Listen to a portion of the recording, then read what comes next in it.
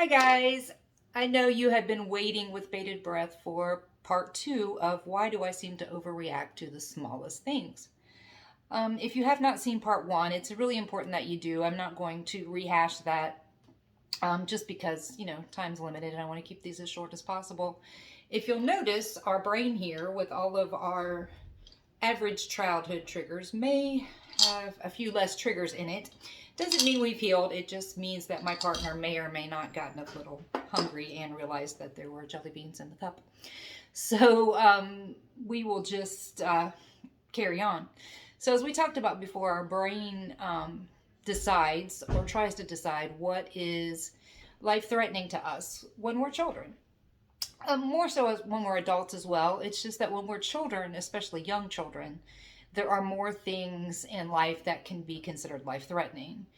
Mostly because we rely on adult caregivers in our life for our well-being and our safety and those kind of things. So there are many more things that can be construed as life-threatening when we're a child, especially a young child. So this would be your average childhood. This would be the amount of triggers that we decided in an average childhood. Things like being scared by a dog, things like touching something hot, getting stung by a bee, a near car accident, those kind of things. Could even be maybe an argument with the parent, between parents, or something that our brain was like, oh wait, this could be life threatening, so I'm going to log this in for future reference just in case. So now what you'll notice, or what I'm sure people with trauma history have noticed, is when we've had trauma in our life, we tend to become overly sensitive to certain topics that our peers or other people in our life don't seem to be as sensitive to. So I wanted to and we all know that trauma has affected that somehow, but we don't know how, and we don't necessarily know how to make it stop. We know sometimes that our reactions are unreasonable, and we have these patterns of just things in relationships that don't seem to make sense, or people tell us that we're dramatic or overreactive, those kind of things. So I want to talk a little bit about why. So again, remember, it's really important to watch the first part of this so that you understand what the amygdala does and why it becomes more problematic. So if you remember right, this would be an average childhood. This would just be your normal run-of-the-mill, very little trauma childhood. So let's say we want to add some things. So let's say, for instance, we'll start way back.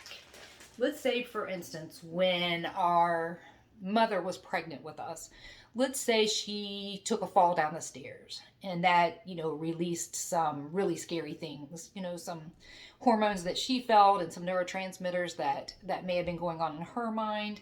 So that automatically is going to set up some extra neurotransmitters in our mind.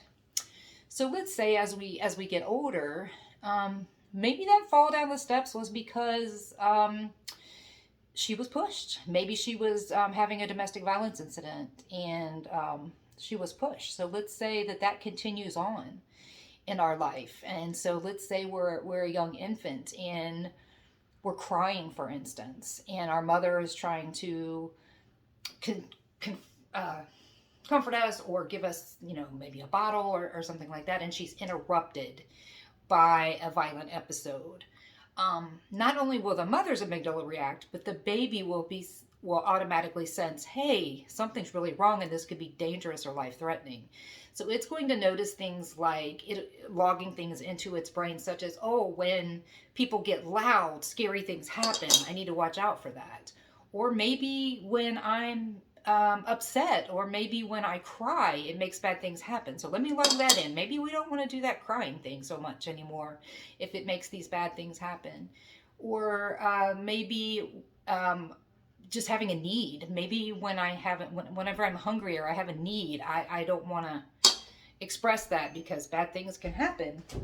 Because remember, I'm a baby, and so I'm logging these things into my brain in order to survive. My brain is trying to make sure that I'm safe and able to survive as much as possible. So let's say that trauma continues into toddlerhood and young adulthood or young childhood, and let's say there's other trauma. Let's say I become abused. Every time one of those incidents happen that could be scary to me, let's say I forgot to do a chore and I got spanked really hard or beaten for it. Anytime I have chores to do now, I am going to have this reaction in my amygdala. Or let's say I accidentally spilled something on the couch and caused a stain, and again, got beaten for it. Maybe it scares mom to death because she knew how dad was going to react. And so now I'm logging things in about mom and I'm logging things in about dad.